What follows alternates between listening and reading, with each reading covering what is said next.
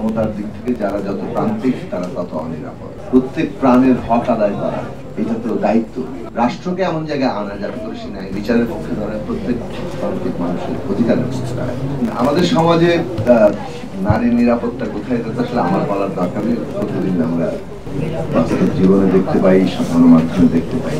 সামগ্রিকভাবে যত ক্ষমতার দিক থেকে যারা যত প্রান্তিক তারা তত অনিরাপদ, এবং এখানে একটা সংখ্যাগরিষ্ঠতাবাদী দৃষ্টিভঙ্গি কাজ করে।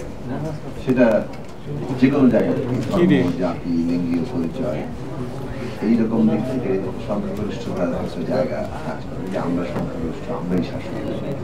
কিন্তু একটা সমাজে প্রান্তিক মানুষ কতটা অধিকার এবং মর্যাদা পান সেটার দ্বারাই কিন্তু এই সমাজের, আপনি যদি কোট আনকোট আমি সভ্যতা বলি, সেইটার জায়গাটা চিহ্নিত হয়।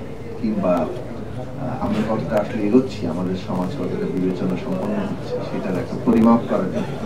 প্রান্তিক মানুষ কতটা অধিকার, প্রত্যেক প্রাণের হক আদায় করা এটা তো দায়িত্ব। এখানে অনেকে ধর্মীয় চেতনায় কথা বলেন, ধর্মভিত্তিক অনেক রাজনৈতিক দলও আছে, কিন্তু তাদেরই আমরা দেখি যে নানাভাবে ভিন্নতা, সেই ভিন্নতাগুলোকে নাই করে দিতে চান। কিন্তু ভিন্নতা তো বাস্তব ব্যাপার, এবং ভিন্নতার অনেকগুলো প্রাকৃতিক, অনেকগুলো সামাজিক। সেই ভিন্নতার জায়গাকে স্বীকার না করলে আসলে কারো হকই নিশ্চিত করা হয় না। আমার যা দৃষ্টিভঙ্গি সেটাই যদি আমরা চাপিয়ে দিতে চাই, তাহলে যেটা আরেকটা ফ্যাসিবাদী, সেই ফ্যাসিবাদী জায়গাটা আছে। বিশেষভাবে ধরেন নারীর ঘরে, বাইরে, কর্মস্থলে এই যে নিরাপত্তার জায়গাটা খুব গুরুত্বপূর্ণ। নানাভাবে তারা যৌন নিপীড়নের শিকার হন, হয়রানির শিকার হন, ক্ষমতার অপব্যবহার চলে, ক্ষমতা ব্যবহার করে তাদের কাছে নানাভাবে তাদেরকে ম্যানিপুলেট করা হয়। সেই জায়গাগুলো আজকে বন্ধ করার জন্য রাষ্ট্রীয় হাইকোর্টের নির্দেশনা আছে, কিন্তু প্রতিষ্ঠানগুলো সেগুলো কাজে লাগায় না। যে সবগুলো জায়গায় আচরণ নীতিমালা কি হবে এবং সেগুলো কঠোরভাবে মেনে চলা।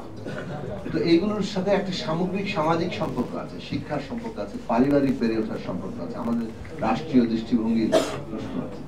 রাষ্ট্র নির্ধারণ, এই কারণে যে রাষ্ট্র যে নির্ধারণ দৃষ্টিভঙ্গিটা পোষণ করে সেটাই ধীরে ধীরে ধীরে ধীরে সর্বস্তরে প্রবেশ করে। রাষ্ট্র যদি এখানে ভূমিকা না নেয়, আমাদের প্রথম কাজটা হবে রাষ্ট্রকে এমন জায়গায় আনা যাতে করে সে ন্যায় বিচারের পক্ষে দাঁড়ায়, প্রত্যেক প্রান্তিক মানুষের অধিকারের পক্ষে দাঁড়ায়।